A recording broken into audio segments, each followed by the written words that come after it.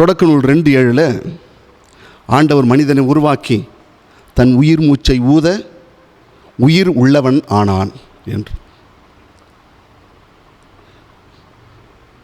வாழ்க்கையில் திரும்ப பெற முடியாத ஒன்று உண்டு என்று சொன்னால் நீங்கள் எதை வேணாலும் வச்சுக்கிங்க, ஆனால் அதில் ஃபஸ்ட்டு வைக்கிறது எது தெரியுமா? உயிர்.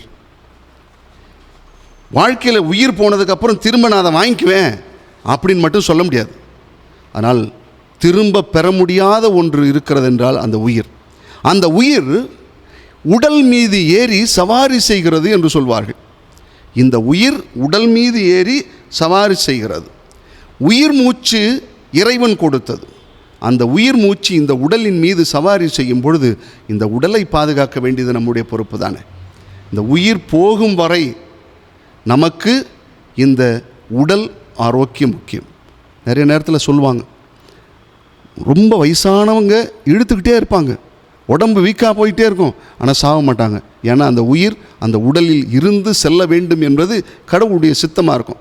அதனால் இந்த உடலை நீங்கள் பரிசுத்தமாய் பேணுங்கள், ஆரோக்கியமாக வைத்துக் கொள்ளுங்கள்.